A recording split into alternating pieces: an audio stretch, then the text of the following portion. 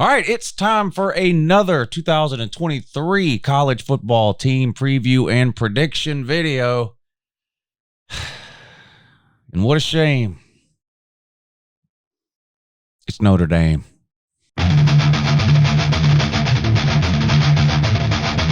Yeah, good morning, Internet. It's Uncle Lou here. Yeah, that's right. It's me, Uncle Lou, live on LouTube for you. Thanks for watching. I really appreciate it also. And two, subscribe to the channel if you're not already. I post college football videos almost every single day of the year. Some of them are even watchable. I don't know about this video. You can let me know in the comments down below what you think about this one. But I am going to give my official 2023 preview and game-by-game prediction for the Notre Dame Fighting Irish.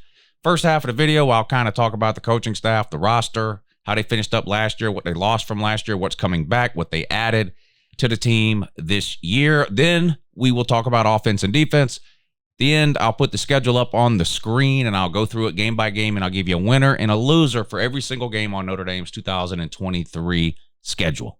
All right, as usual, today's video, Notre Dame, comes as a suggestion over on the Uncle Lou Patreon page.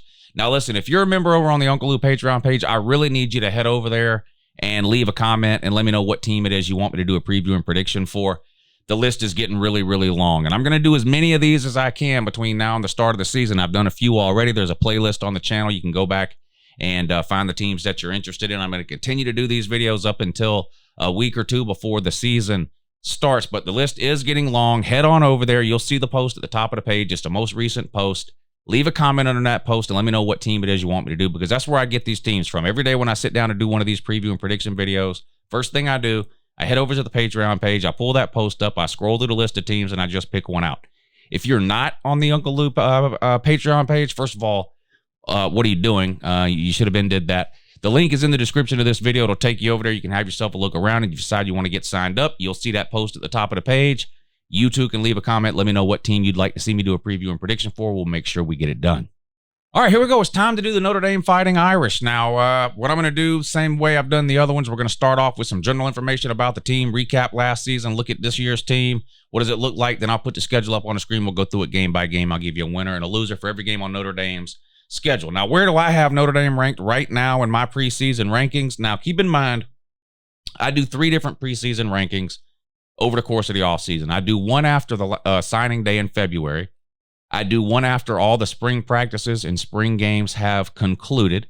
That's my most recent top 25, the ranking I'll give you in a minute. And then I do a third and final preseason ranking 3 or 4 weeks before the season starts, usually around the beginning of August. So I've still got one more chance to update my preseason rankings, but right now I've got Notre Dame ranked 12 in the Uncle Lou offseason or preseason, whatever you want to call it, top 25. How does that compare to where Notre Dame ranks nationally and some of the other publications or websites, you know, your ESPNs, your Sports Illustrated, your CBS, pretty much everybody puts out these top 25 rankings these days. I looked over a bunch of rankings today when I sat down to research this video. Notre Dame, in most rankings that you find, falls somewhere in the 10 to 15 category. There are a few outlier polls you can find that have Notre Dame in the top 10. I even found one poll that had Notre Dame ranked at 17. But generally speaking, they're somewhere in the 10 to 15 range. Nationally, I have them at 12. What does the Vegas win total look like for Notre Dame in 2023? What's the expected number of games that Notre Dame will win for betting purposes this year if you're the type of person that likes to put money on these types of things? Well, Vegas has Notre Dame's win total at 8.5. I know you can't win 8.5 games. Again, this is a betting number. So what that means is if you think Notre Dame is going to win more than 8.5 games, which would be 9 games or more, you would bet the over on that 8.5. If you think they're going to win less than 8.5 games, which would be 8 wins or less, of course you would bet the under. So the over, under, or the win total at 8.5, what that is and all it is really is sort of a general indication of what the betting public feels about Notre Dame. The betting public feels like Notre Dame is an 8 or a 9 win team in 2023. Obviously, then if you have a lean one way or the other on that, you can bet money on it over the 8.5 wins or under the 8.5 wins. What about potential Heisman candidates for Notre Dame this season? Well, the most obvious is also the Notre Dame player with the best odds this season to win the Heisman Trophy, and that, of course, is quarterback Sam Hartman, who we're going to talk a lot about in this video when we get to the offense portion of the video here in just a minute or two. But Sam Hartman is currently tied for 5th in the country in terms of Heisman odds at around plus 1,500, depending on where you look. That puts him in the same range as other quarterbacks like LSU QB Jaden Daniels and North Carolina quarterback Drake May. Obviously, Caleb Williams would be your front runner. There's a couple of other quarterbacks ahead of Sam Hartman, but he's 5th overall in the country in terms of Heisman odds. Of course, he's had a great career. Like I said, we're going to talk more about that in a second. But your Heisman contender for Notre Dame this year, quarterback Sam Hartman, tied for 5th in the country at plus 1,500 odds.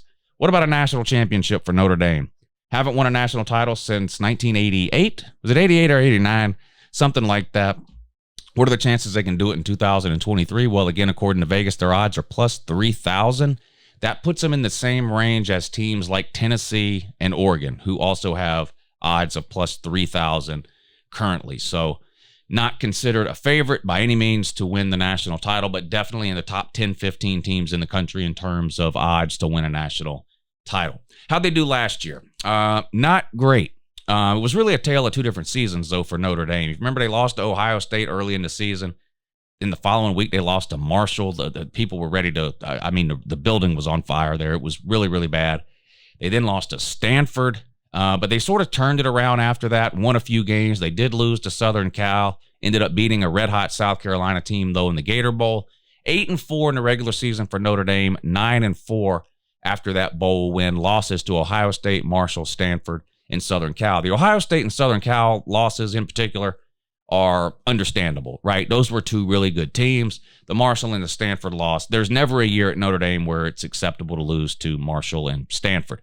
Even in Stanford's good years, they shouldn't be competing with a team like Notre Dame, and Stanford was just absolutely horrible last year. Those are two embarrassing losses.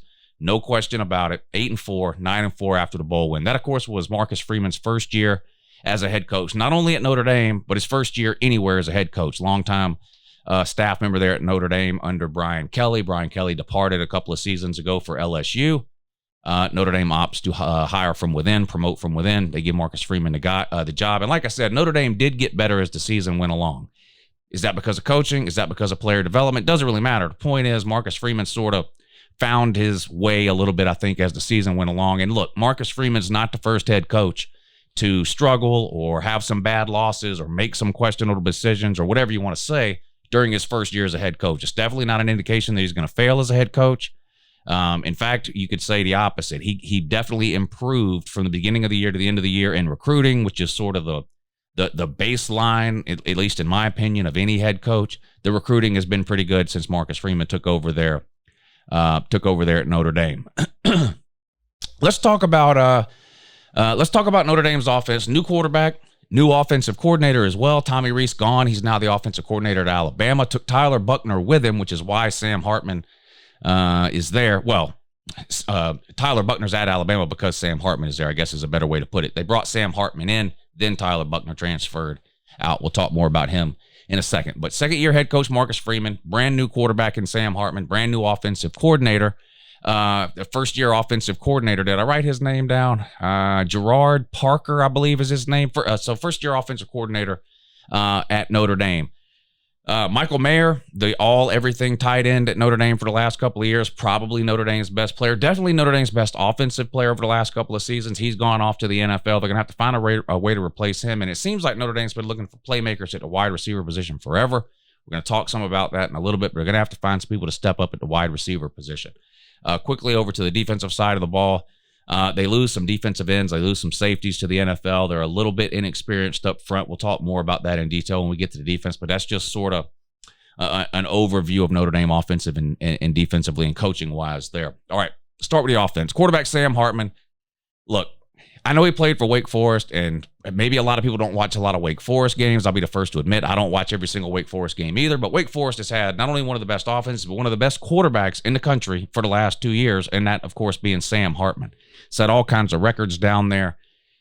He's going to be the best quarterback Notre Dame's had in a long, long time. You probably have to go back to the mid-2000s and Brady Quinn to find a quarterback who has the potential at Notre Dame that I think Sam Hartman has this year. He's really got everything you look for in a quarterback. He can run around a little.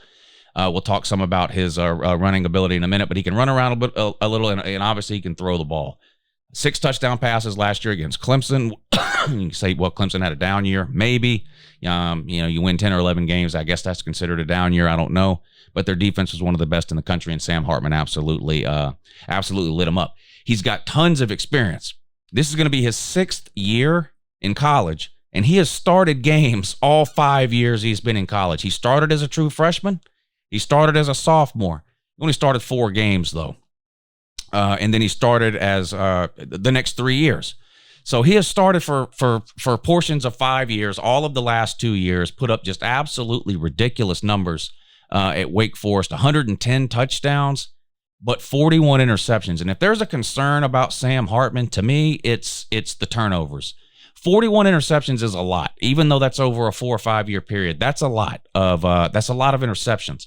I think last year he had 14 interceptions. The year before he had 12. Now he's throwing a ton of touchdowns, and that's great, but still, that is about twice as many interceptions.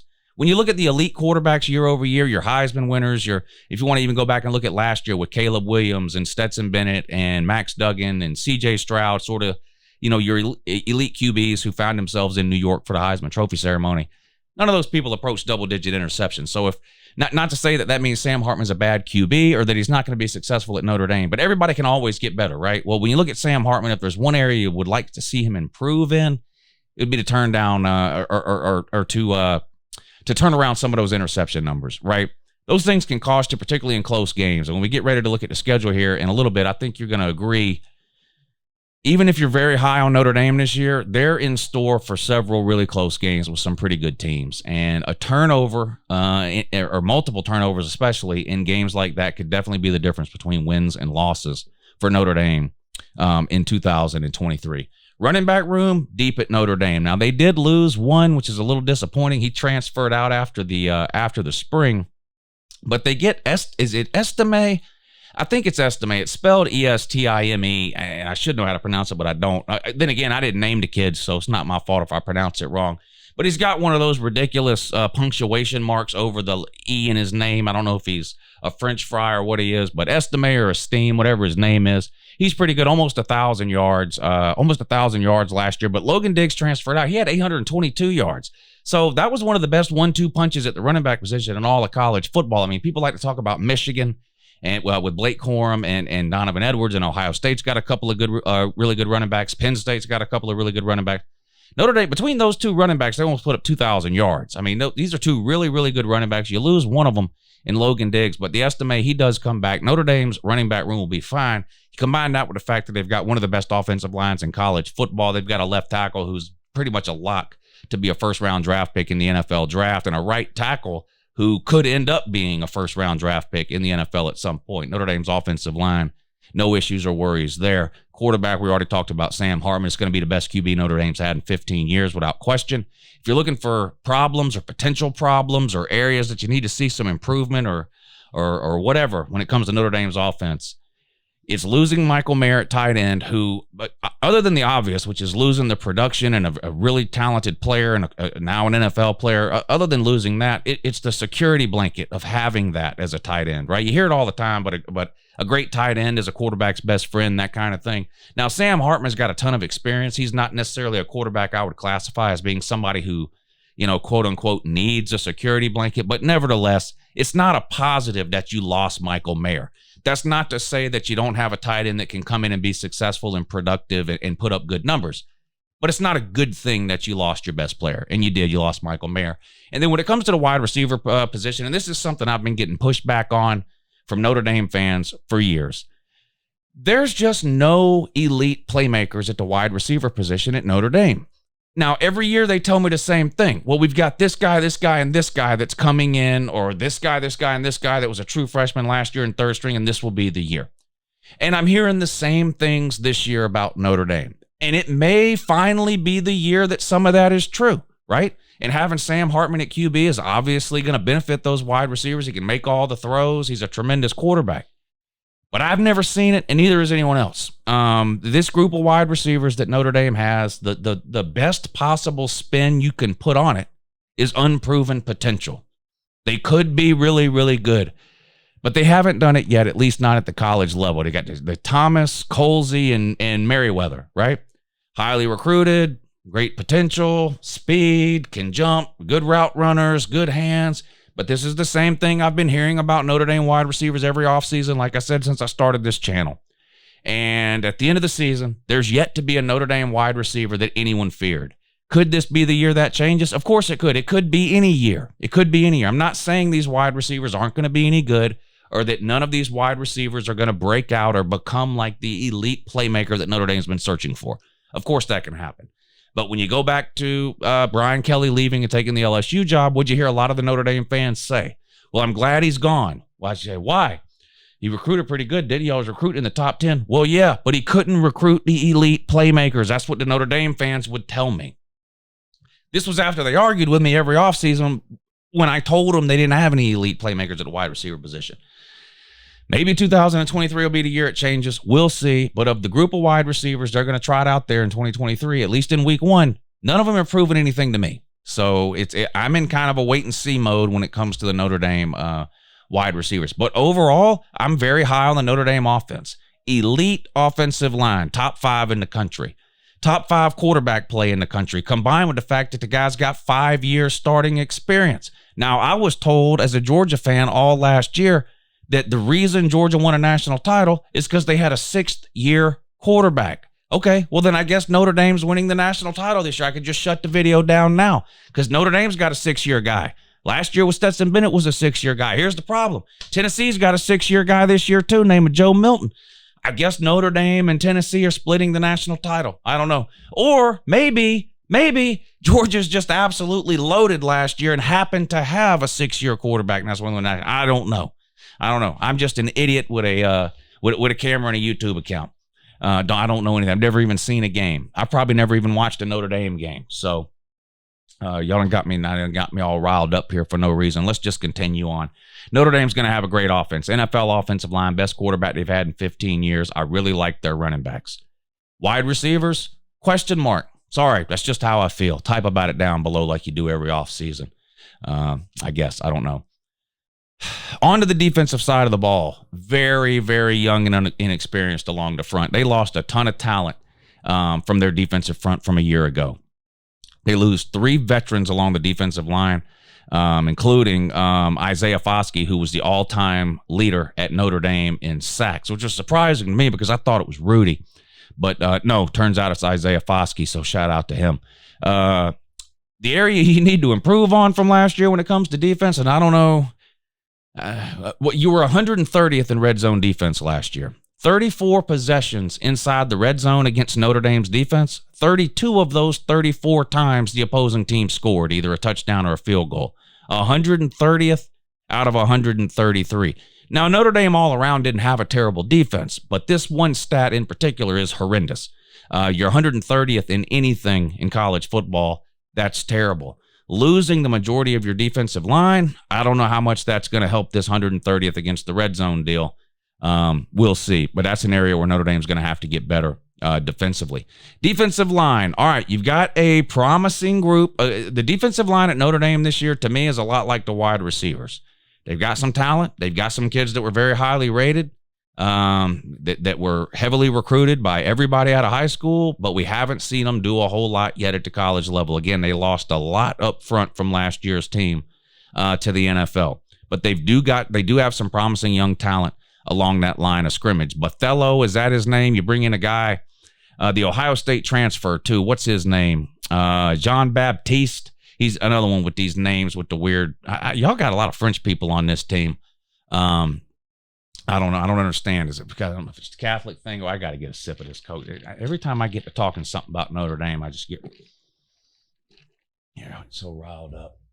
Maybe it's because they're winless in their entire history against Georgia, or I don't know. Maybe it's because they haven't won a major postseason game since 1991. They've lost 11 straight major postseason games by an average of 22 points. I don't know what it is, but in any case, you do have this transfer from Ohio State, what calls himself John Baptiste. A hell of a pass rusher, too. I think Notre Dame will still be okay along the front, but it is a question mark at this point because of what they lost last year to the NFL. Strongest group on this defense, in my opinion, the linebackers. You bring back a couple of really good ones, JT Bertrand, Jack Kaiser. They're both really, really good. I think he'll be fine at the linebacker position. And again, some question marks about youth and inexperience in the secondary.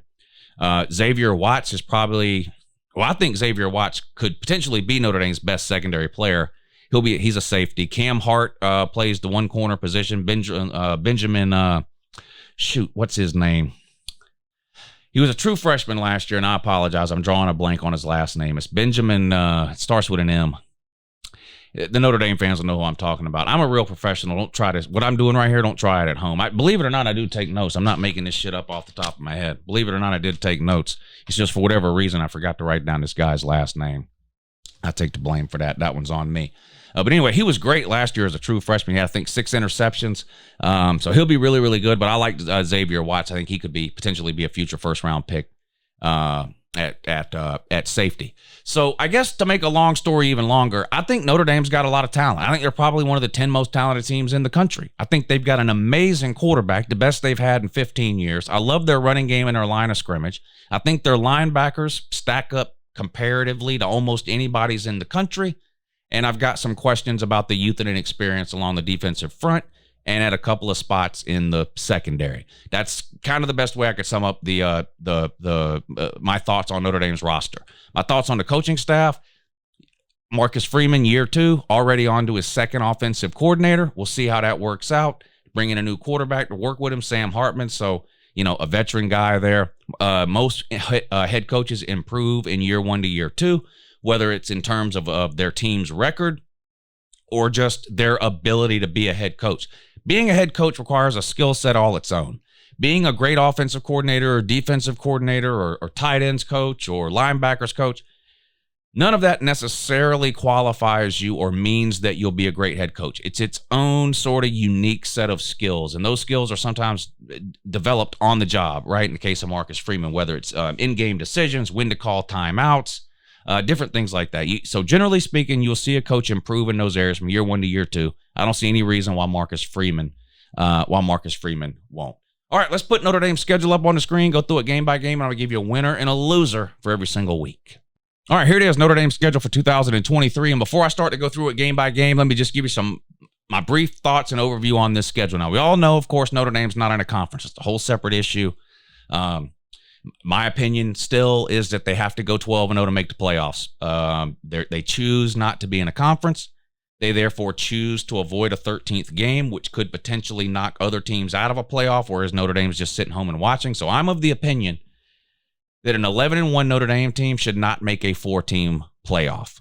Now, people are going to say, well, they weren't undefeated in 2020 and they made the playoff. They were in a conference in 2020. That's the difference. They were in a conference. They had to play an extra game, the ACC championship game, which they lost, by the way, and they still got in. So the committee at least gave them credit for getting there. I don't want to go down that road either. I think Notre Dame's got to go 12-0 to get into a 4-team playoff as long as they're not in a conference. Now, this is the last year of the 4-team playoff, so it won't matter after this year. Notre Dame will get into the 12-team playoff most years, regardless of whether they're in a conference or not. But in terms of this year, to me, they got to go 12-0 to make the playoffs. Can they do that? Not an easy schedule. I mean, I see several top 10 teams on here, right? I see a game in September against Ohio State. I see a game in October against Southern Cal and a game in November against Clemson. Borderline top 10 team there. Some people have them in the, it's kind of 7 to 10 range. Some people have them in the 10 to 15 range, but who knows where they'll be ranked at this point in the season. But point is a top 15 team at least. So, on the road at Clemson, home against Southern Cal, most people have them in the top 5. Everyone has them in the top 10, and Ohio State's in everybody's top 5, top 2 or 3 in a lot of polls or a lot of rankings. So those are 3 just obviously difficult games right off the bat when you look at this schedule, okay? The other things I notice when I look at this schedule here is a couple of road games back-to-back in between 2 of your most difficult games of the year.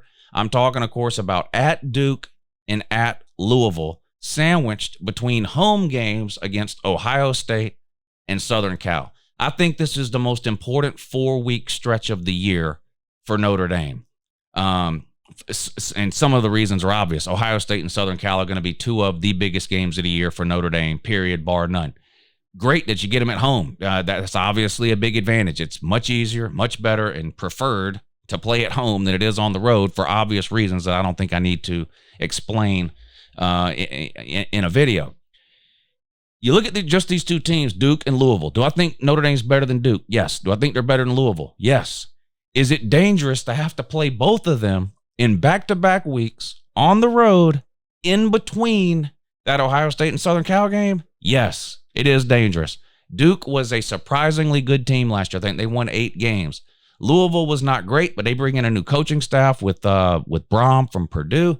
There's a lot of people that think Louisville's getting ready to surprise some people this year. I'm not necessarily one of those people. I'm not sold on Louisville, at least not yet. But there are a lot of people that are. I think it's a difficult 4 stretch of games.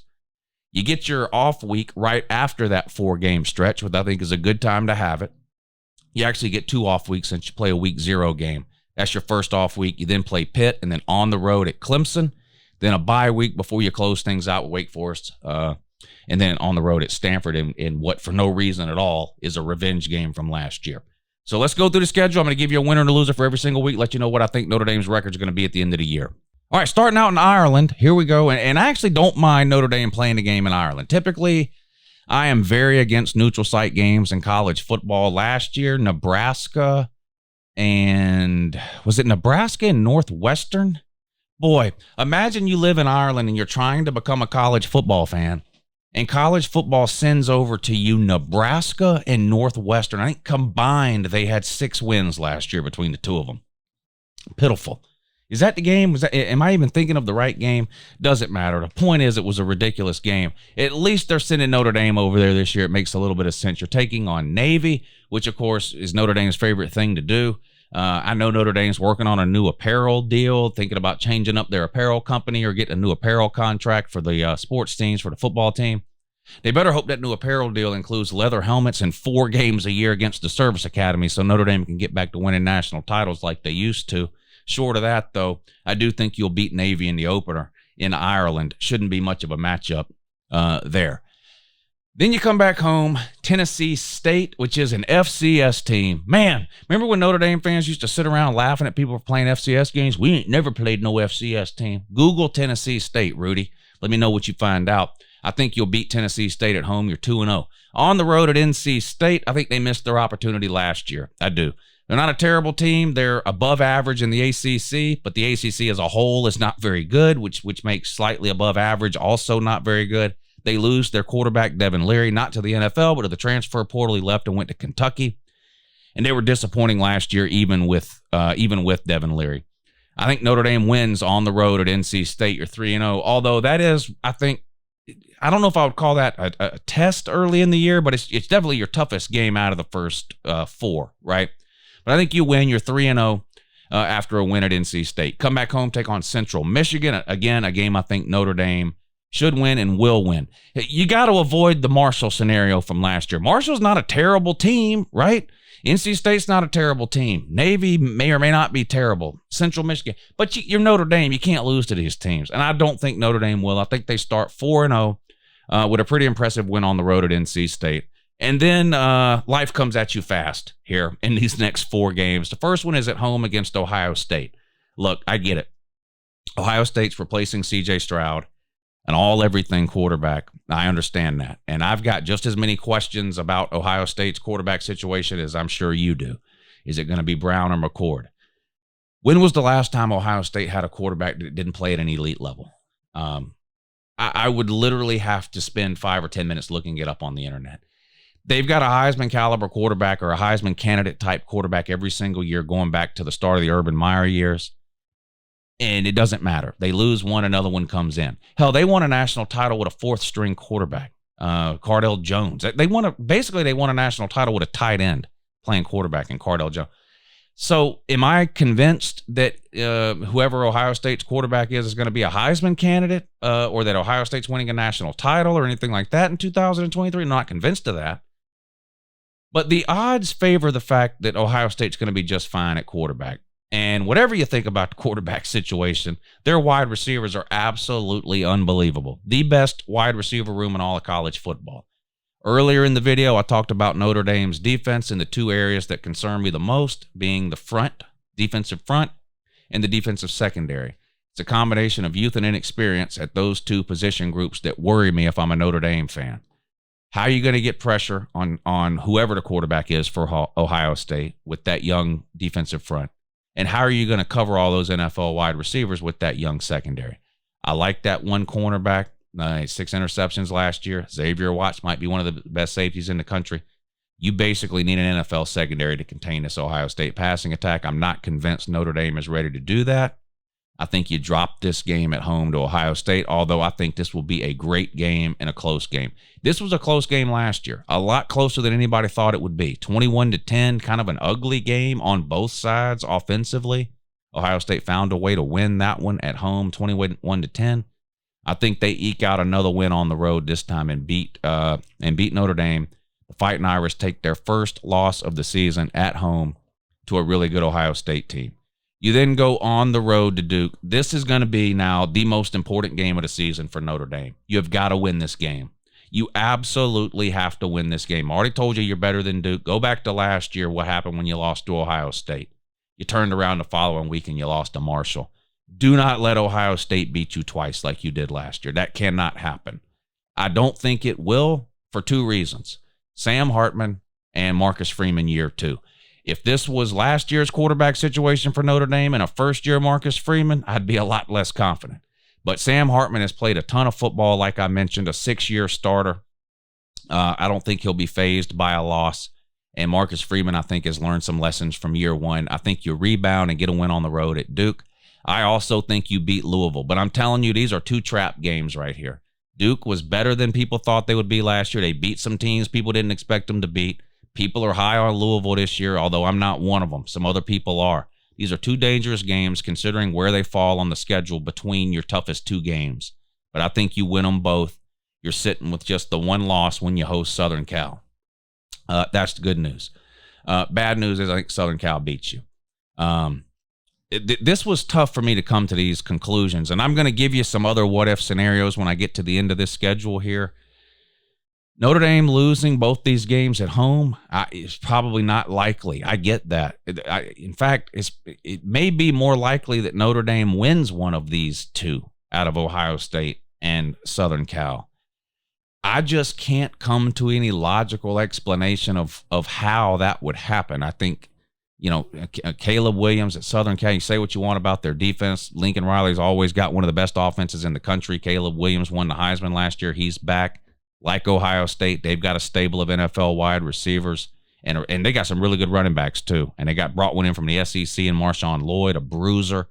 I think this might be one of Lincoln Riley's best offenses he's ever had, including that 2017 offense with Baker Mayfield and all those NFL players on offense. I think you lose both those games. You're sitting at 2 losses heading into your first bye week. You come out of that, you get Pitt at home. I think you rebound nicely. Great time for a bye week here after that Southern Cal game. I think you'll handle Pitt without a problem. And then on the road at Clemson. Clemson is one of the toughest places to play in the country. Before losing last year at home to South Carolina, they had not lost a game at home since 2016. I think you lose this one on the road to Clemson. Now, Notre Dame has had some success against Clemson the last few years. Notre Dame has beaten Clemson a couple of times in the last few years. Beat them last year, right? Beat them in 2020 in the regular season before losing to them in a rematch in the ACC title game. So in the last couple of years, Notre Dame's beat Clemson twice.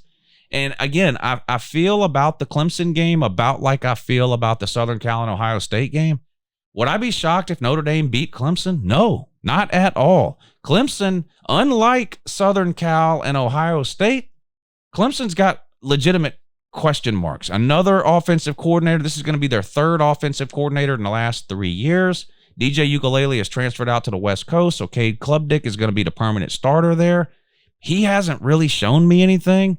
He's played some and even started some last year. Not a very high completion percentage. More interceptions than touchdowns Cade Klubnik had. And I know the Clemson fans are sky high on him, but there's some legitimate questions. They lost half their defense to the NFL. There are some legitimate questions for Clemson. And if this Clemson game was at home, I would definitely pick Notre Dame to win it. I'm picking Clemson to get a close win just because it's there. I don't think Clemson's going to lose 2 home games in a row in back-to-back seasons. I just don't see it happening, not with the success Clemson has had at home in the last 7 or 8 years. That's your 3rd loss of the year. Then you get another bye week. Again, you get 2 bye weeks because you're playing a week 0 game, whereas most teams just get the 1 bye week.